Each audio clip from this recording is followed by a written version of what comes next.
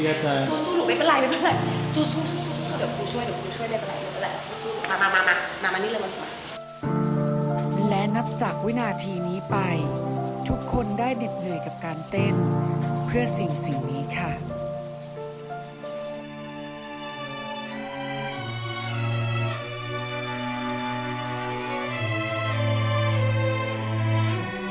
สวัสดีค่ะ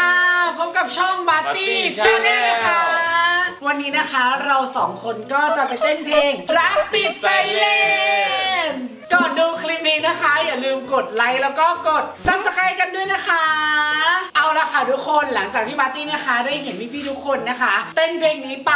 เราสองคนก็เลยอยากเต้นบ้างแล้วก็อยากรู้ว่าท่าเนี่ยมันยากมันง่ายมากน้อยแค่ไหนนะคะตอนนี้เราอยู่กันที่ไหนคะคุณปอน ตอนนี้เราอยู่กันที่สตูใหม่ของเรานั่นเองค่ะสำหรับใครนะคะที่อยากดูคลิปสตูทัวร์นะคะก็ปักหมุดรอไว้เลยนะคะซึ่งที่นี่เนี่ยเป็นสตูใหม่ที่เราจะมาทำคลิปปาร์ตี้ชาแนลนะคะเอาละค่ะทุกคนค่ะเพื่อเป็นการไม่เสียเวลานะคะเดี๋ยวเราจะไปเจอกันที่สตูกันเลยค่ะสตูเต้นนะไม่ใช่สตูเราไปนี่นะคะก็เตรียมพร้อมนะคะ นี่เราผู้จัดการเป็นคนนำมาให้ผู้จัดการเตรียมรองเท้ามาให้นะทุกคนนี่ จะบอกว่า ที่เป็นเท้าผู้ชายใส่กันนี่เป็นครั้งแรกในชีวิตที่แบบได้เต้นเป็นครั้งแรกเลยซึ่งปกติเราจะเต้นแบบโบโบเบเบเต้นอยู่กลางทุ่งนาเต้นอยู่เหียงห้างเรียกว่าเต้นเซิร์ฟปกติจะเซิร์ฟอยู่เหียงห้างแต่วันนี้เราได้มาโกอินเตอร์ที่สตูดังนั้นจะแบบเล่นไม่ได้ดังนั้นจะต้องมีคุณครูเอาท่าเมื่อกี้ใหม่สิน้องเมื่อกี้นี่จะเป็นลิซ่าตบพื้นตบพื้นค่ะมาตีแบ็คพิงหรือเปล่าคะเนี่ย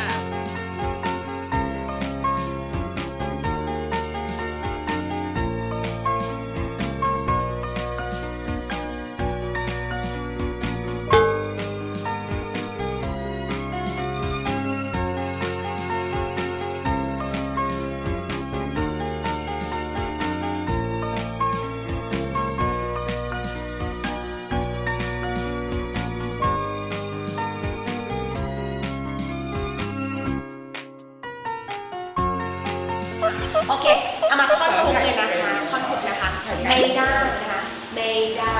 ยา1 2เบิ้ล3เบิ้ลซ้ายขวาซ้ายนิ่งก่อน1 2 3ไม่ได้ยา1 2เบิ้ล3เบิ้ล4ข้างหลังนิดนึงเล็กดีค่ะก็ค่ะฟับไม่ได้ยา1 2 3 4ถูกต้องต่อไปนะคะใช่ค่ะวาดรูปหัวใจนะคะวาดรูปหัวใจปุ๊บเข้ามาปั๊บตวัด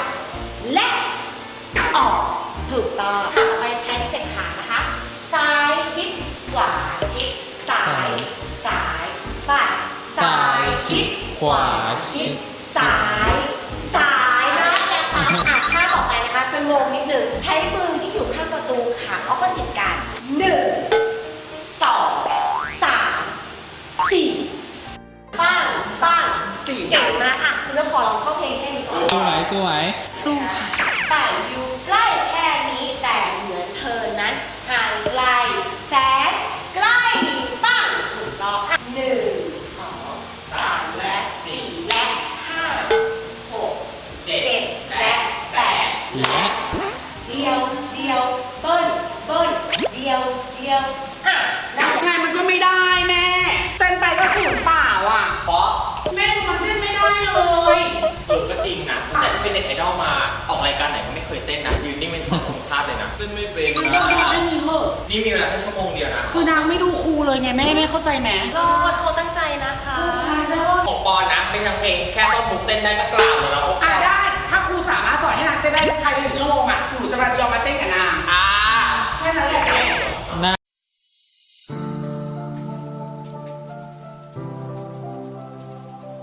พี่กระจายสู้หนูไม่เป็นไรสู้เดี๋ยวครูช่วยไม่เป็นไรสู้มานี่เลยมาซ้ายชิดขวาชิดสู้นั่นแหละลูกชี้นั่นแหละลูกต่อเลยชี้นะคะครับต่อยืด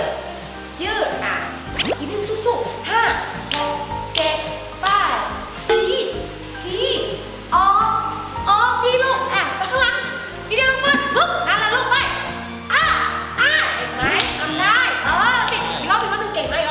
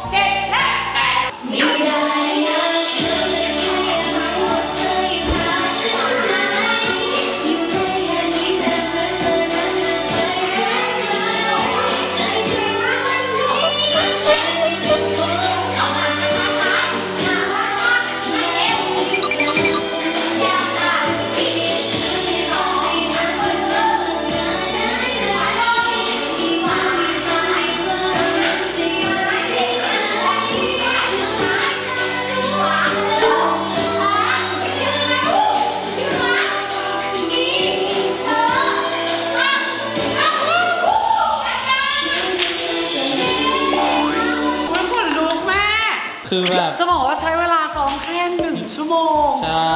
แต่ก็เป็นขนาดนี้แล้ว ใช่ ครูสามารถสอนให้เราเต้นง่ายมากค่ะ สัญญาเลยว่า ขอบคุณนะคะ ยินดีค่ะ สัญญาเลยว่าถ้าปอนเต้นได้แล้วหนูประทับใจหนูจะมาเต้นให้ครูทุกเพลง ได้ เพราะฉะนั้นวันนี้สำเร็จค่ะ เย้ แล้วแบบนี้นะคะ เดี๋ยว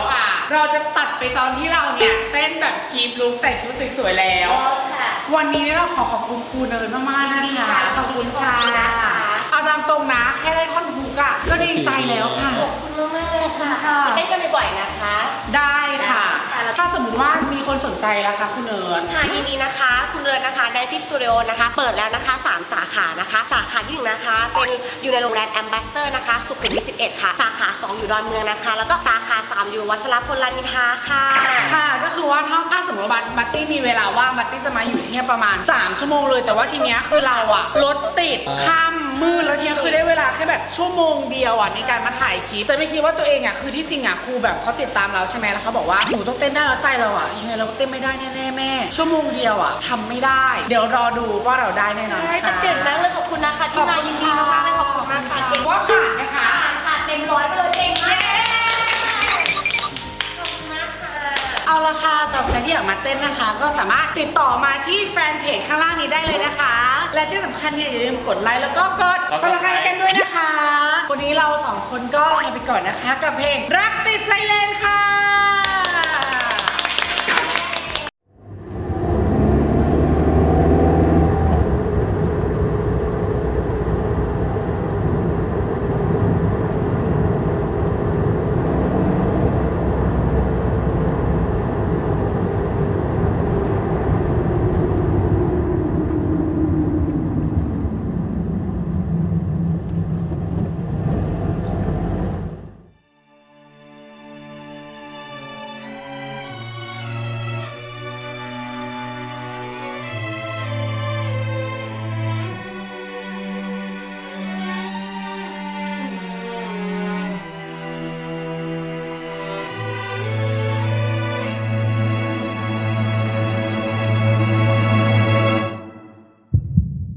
บางทีเธอจะยอมใจเย็นๆและฟังฉันสักหน่อย